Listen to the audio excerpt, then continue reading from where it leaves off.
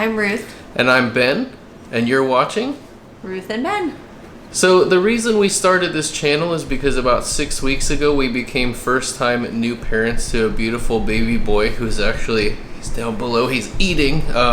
He's quiet when he's eating, so we decided to film this. But there was a lot of stuff we didn't know and we wished we had known more about. So I'm going to let Ruth take it away. We wanted to do a video starting with hospital bag and what to bring and what we found useful and what we liked and what we maybe wished we would have brought. There's so many sites and information and things on the websites that you look at and go, do I need this? Do I not? What do I do? How do I know what I need? And they all have different things, even though some of them have the same items on them across the board, but there's so many varying things to look at. So for us, I was very worried and packed the bag way too early. And then I didn't remember what I put in. And then I'd read another website and say, oh, maybe I need this. And I'd put that in. And then I'd put something else in. And my bag was completely filled and I didn't remember what I put in at all. So much so that actually Dad over here had almost no space to put anything in there. So I think thing number one for us was maybe Dad bring a separate bag from Mom so that you have enough space for the things you want to bring so that you're comfortable during and after at your stay at the hospital.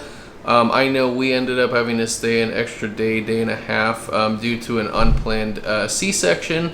And I ended up having to drive home on the second day to go get one more day's worth of stuff because I was starting to smell a little funny and it was kind of feeling gross. So I did have to run home and get a few extra things. So I'd say number one would be bring a separate dad bag.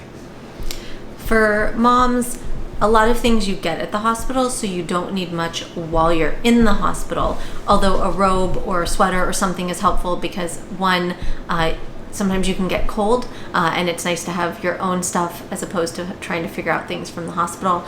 If you want to have a gown or robe or something to wear at the hospital, I changed out of the hospital gown the second day and wore an outfit that I could breastfeed and stuff like that was comfortable in, so you can bring that if you want.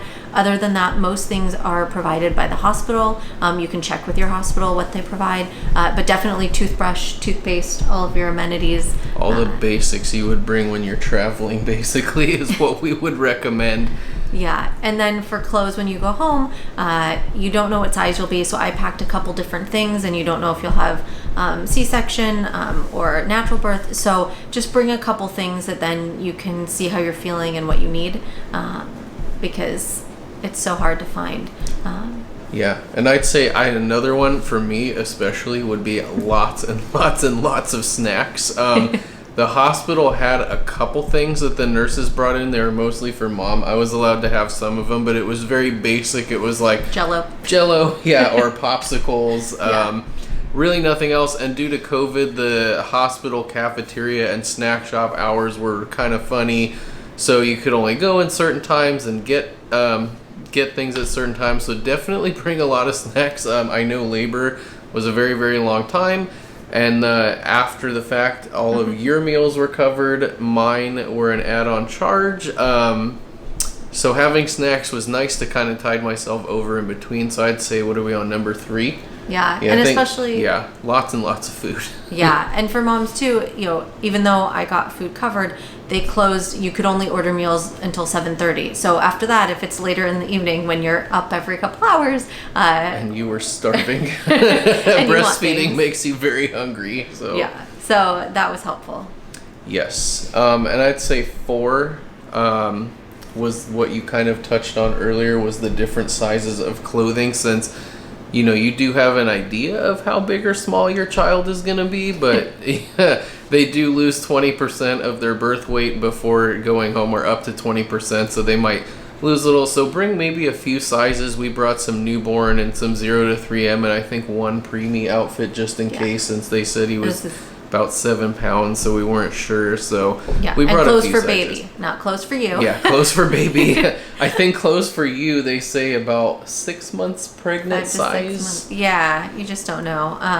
Yeah, for the baby, because everything in the hospital should be covered. They have swaddles, they have blankets, they have everything that you need, diapers, all of that. But definitely a couple outfits because you want to go home in something cute, and also they can have. You never accidents. know. Yeah, you never know. Yeah. We've had friends who brought like one outfit or two outfits, and as they were wheeling themselves back down to the car, baby had a huge blowout, and they either didn't have another outfit or the other outfit they brought didn't fit, so that was a bit of a problem. So many sizes. And that goes into the next item, which is bring an extra bag. That you can either a reusable one or a plastic one or something, bring it in your bag with you. Laundry.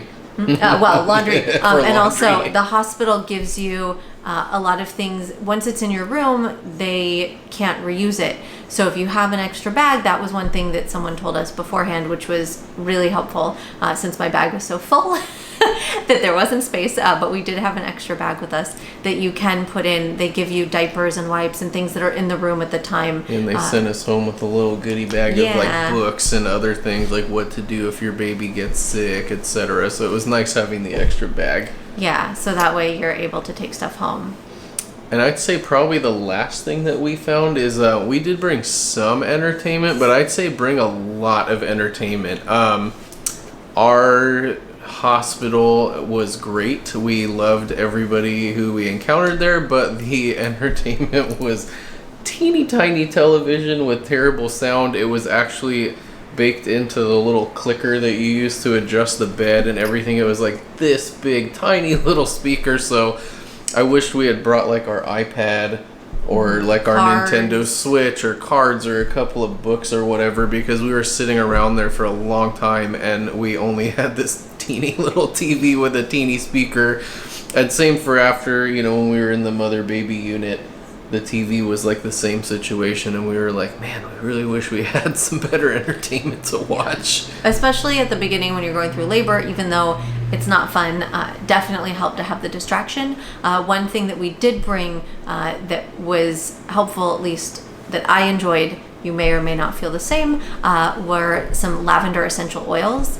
And that was really helpful in terms of staying calm and helping to be relaxed. And Ben was nice enough to put some on a warm towel, washcloth that he put on my forehead and back of my neck, and that helped a lot.